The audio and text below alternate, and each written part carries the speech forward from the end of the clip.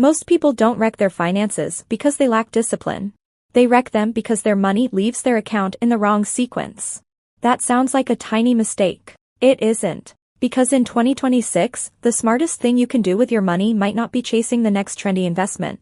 It might be deciding which dollar deserves protection first. Your landlord wants $1. Your fuel tank wants $1. Your credit card company wants $1. Your auto loan wants $1. That subscription you forgot existed wants $1. That buy now, pay later purchase from a few weeks ago wants $1. And after all of that, somebody online confidently tells you the real issue is that you're not investing aggressively enough. Fantastic. Nothing screams financial wisdom quite like telling someone paying 22% interest on credit cards to go buy more risky assets. Let's picture it differently. Imagine your paycheck is a bucket filled with water. Investing is adding more water. High-interest debt is a giant crack in the bottom. Inflation is the summer heat evaporating it. Subscriptions are little tubes slowly siphoning it away. And buy now, pay later is the person standing next to you saying, relax. The tube is interest-free, which might technically be true, but the bucket is still getting emptier. So before asking, should I invest more money? A better question might be, which dollar deserves to survive first? Because most people don't really have a money problem. They have a money priority problem. Let's make this practical. Meet Michael. Michael is 35 years old. He earns a respectable income. Michael isn't lazy. Michael isn't irresponsible. Michael isn't buying private jets, luxury timepieces, or overpriced success courses from a guy posing beside a leased supercar. Michael simply earns a normal modern paycheck. And that's exactly where the problem begins. On payday, Michael doesn't feel broke. That's the dangerous part. When the paycheck arrives, everything feels fine. Then rent gets deducted. Then the vehicle payment arrives. Then the grocery bill decides to test his patience. Then fuel costs more than expected. Then the credit card auto payment quietly removes the minimum amount and keeps the debt comfortably alive. Then Michael remembers he still pays for 2 streaming platforms, a gym membership he barely uses, several forgotten trial subscriptions, and a food delivery app that understands his weaknesses better than some of his relatives. But Michael also invests $350 every month into an investment account, because he heard successful people start investing early. And honestly, that advice sounds smart. It sounds responsible. It sounds like the behavior of someone building wealth. But this is where the numbers stop being polite. If Michael hopes to earn around 8% annually from the market while paying roughly 22% interest on revolving credit card debt, he isn't really creating wealth. He's creating the appearance of wealth. And those are very different things. One grows money. The other performs money. One is financial progress. The other is financial theater with a sleek mobile app. This is where many people get trapped by a popular belief. The belief says, invest early. Invest consistently. Time in the market beats timing the market. Compound growth is powerful. And to be fair, none of those statements are wrong. Long-term investing works. Retirement accounts work. Tax advantages work. Starting young matters. All true. But even a true statement can become harmful when applied in the wrong order. Exercise is healthy. Nobody argues with that. But if your house is currently on fire, maybe don't start with push-ups. And in 2026, the financial environment isn't exactly peaceful. Prices remain elevated. Debt remains expensive. Monthly expenses remain stubborn. Which means the order in which your money moves matters more than ever. Think about it this way. If someone handed you 10 workers and asked them to build a house, you wouldn't send the painters before the foundation crew. You wouldn't install chandeliers before pouring concrete. You wouldn't decorate the living room before putting up the walls. Yet people do this with money all the time. They invest before stabilizing cash flow. They buy assets before fixing debt. They chase returns before eliminating financial leaks. Then they wonder why progress feels slow. The truth is simple. Money has jobs. And some jobs matter more than others. A dollar used to eliminate a 22% interest charge may be working harder than a dollar invested in an index fund. A dollar used to prevent future debt may be worth more than a dollar chasing uncertain returns. A dollar used to strengthen your financial foundation may outperform a dollar used for financial appearance. But none of those actions feel exciting. That's the challenge. The financial world loves excitement. Apps are exciting. Stock charts are exciting. Market predictions are exciting. Top 5 stocks to buy right now is exciting. Nobody clicks on a video titled, How I Eliminated Credit Card Interest and Improved My Cash Flow. Yet that boring decision may have a bigger impact on your financial future than the latest market prediction. Because wealth isn't built only by increasing returns. Sometimes wealth is built by reducing losses. And that distinction matters more than most people realize. The uncomfortable reality is that many households are trying to fill a bathtub while the drain remains wide open. They focus on pouring in more water, more income, more investments, more side hustles, more opportunities. Meanwhile, the leak keeps growing. And every month, the leak takes its share first. That's why before asking how much you should invest, ask a different question. What is already taking money away from me? What expenses keep growing? What payments own part of my future paycheck? What obligations quietly demand money before I even touch it? Because until those questions are answered, investing harder may not solve the real problem. It may simply hide it. And hidden problems have a habit of becoming expensive later. Now, here's where things get even more interesting.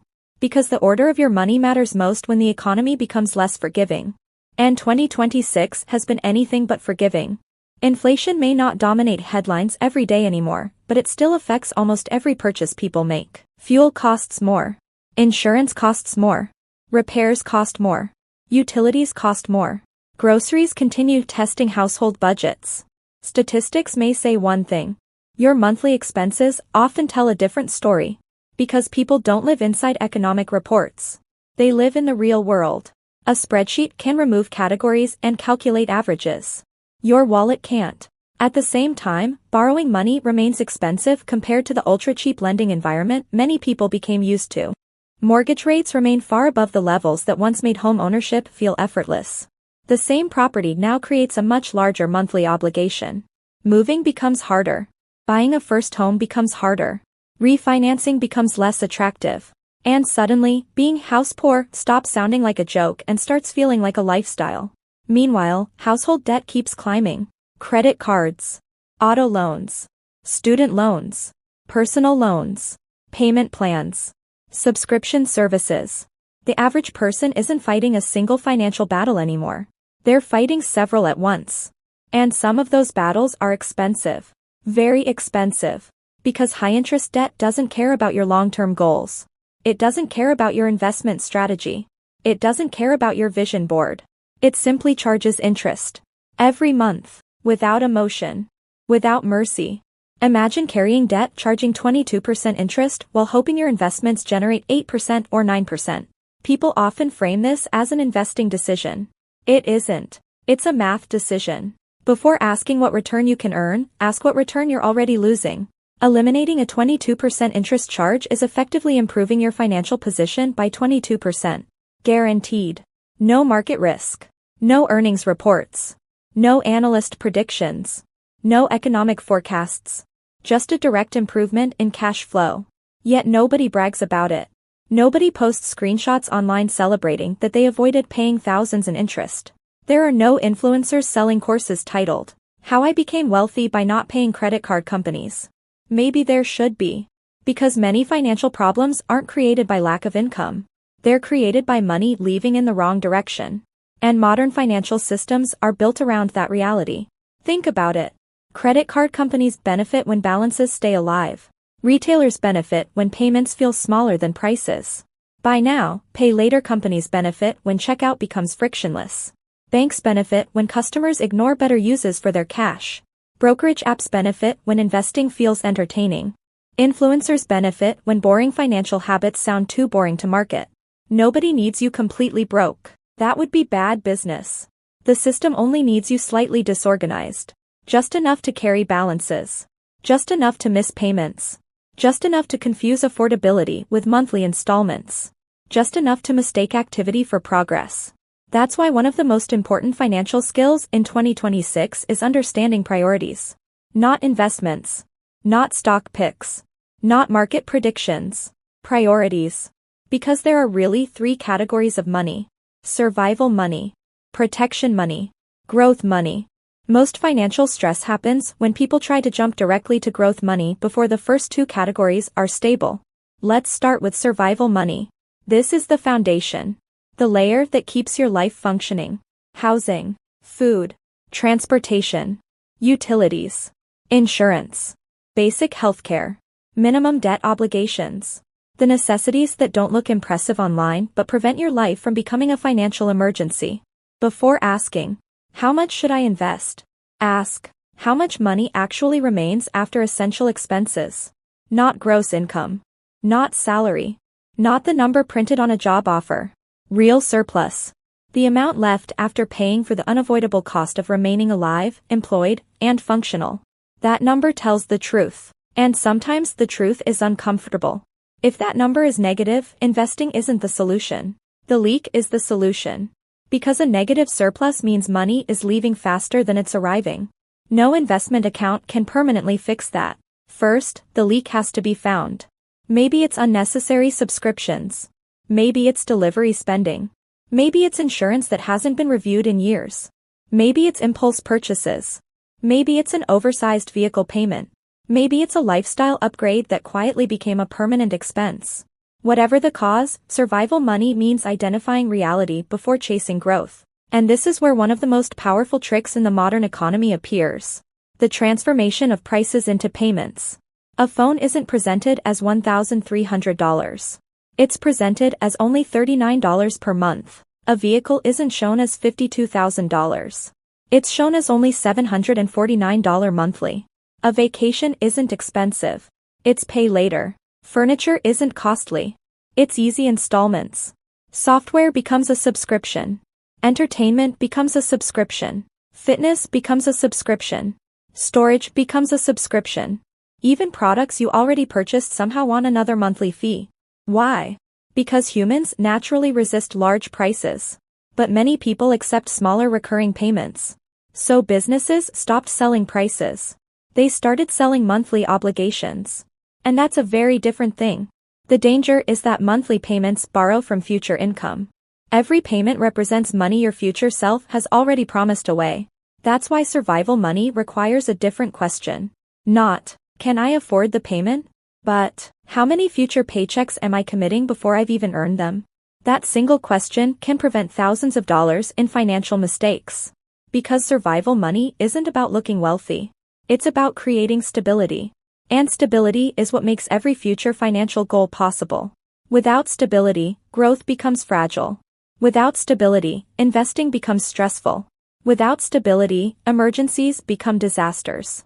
Without stability, every unexpected expense becomes another debt payment waiting to happen. Which is exactly why survival money always comes first. Because before money can grow, it has to survive. Once survival money is stable, the next priority is protection money. Protection money has 3 jobs. Eliminate toxic debt. Build emergency savings. Capture free money. Start with toxic debt. High-interest debt isn't just a bill.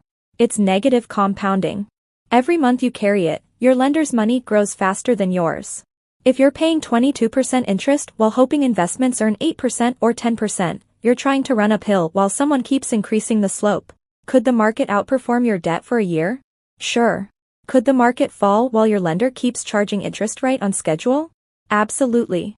That's why expensive debt belongs near the front of the line. Not because investing is bad.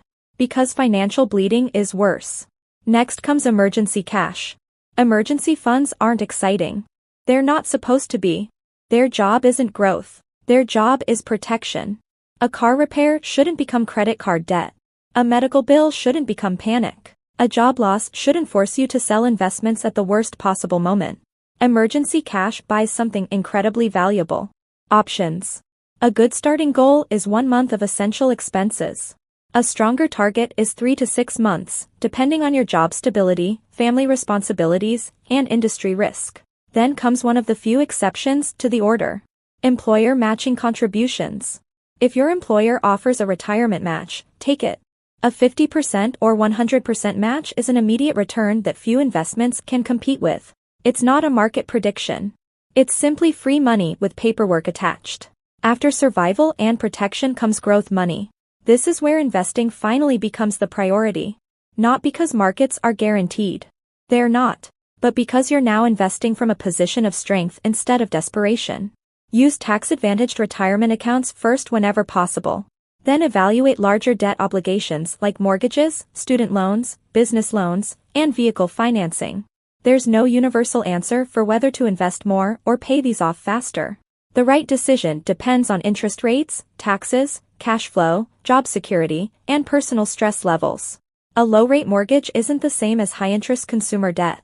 A practical car loan isn't the same as financing a lifestyle upgrade.